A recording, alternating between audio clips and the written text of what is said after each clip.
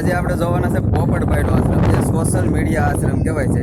એ આશ્રમ આપણે જોવાના છે પોપટભાઈનો, અને અંદર પોપટભાઈને આપણે મળવાના પણ છે. ને ક્યાં આવેલું છે એ પણ હું તમને એડ્રેસ બતાવી દઉં છું, અહીંથી બહારથી જ બતાવી દઉં છું. જો આ રોડ છે ને એ મહુવાવાળો રોડ છે, ને મહુવા આ સામું દેખે ને ટોલ નાખું થોડુંક એવું વટી જાવ ને ટોલ નાખું એટલે અહીંયા જ આવે છે આશ્રમ. અહીં તો બોર્ડ મારેલું છે મોટો બધો, ઝૂમ કરીને બતાવી દઉં.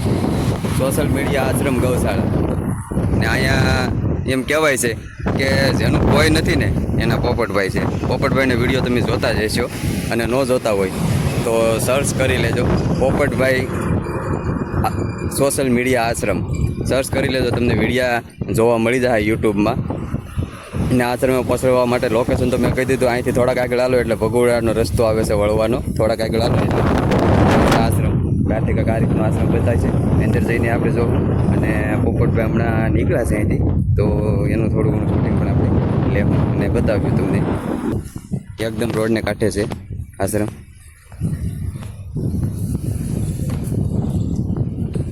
અહીંયા એવા લોકોને બધાને રાખે છે જે મંદબુદ્ધિ હોય, જેને કોઈ નહીં, એવા લોકોને અહીંયા રાખે છે પોપટભાઈ, ને એની સેવા કરે છે. અને નિઃશુલ્ક છે, એની પાસે કોઈ પૈસા લેવામાં આવતા નથી.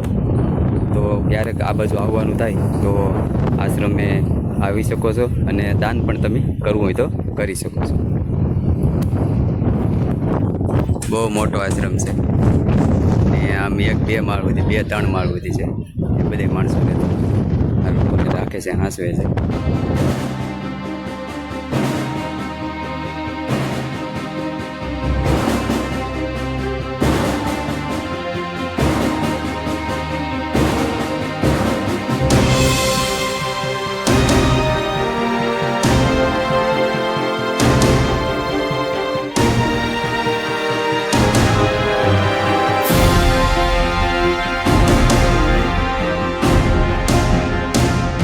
પોપટભાઈ છે મિત્રો, આપણે એની હારે મુલાકાત કરી છે, અને આશ્રમે આવી ગયા છે. હવે આશ્રમ આપણે બધે જોઈ લીધો છે આશ્રમ, બરોબર.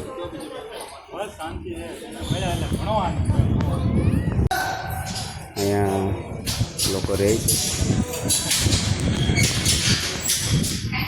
આ બધું રહેવાનું રૂમું છે. આ પોપટભાઈનો આશ્રમ છે, એ તો તમને બધાને ખબર જ હશે.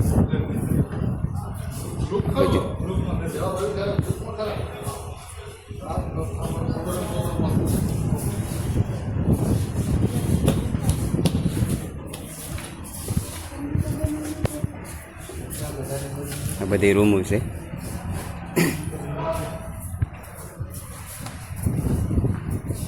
અત્યારે તો બધા બહાર બેહા છે.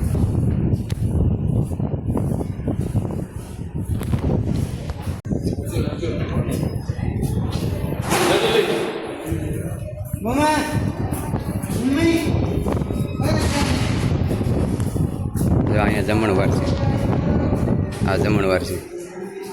અહીંયા બધાને જમાડે છે.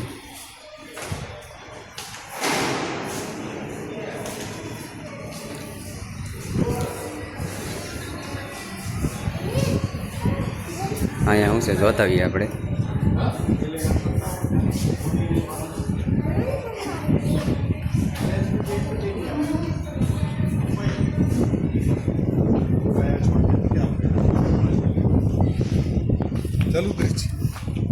અહીંયા ગૌશાળા છે, આ છે ને એ ગૌશાળા છે.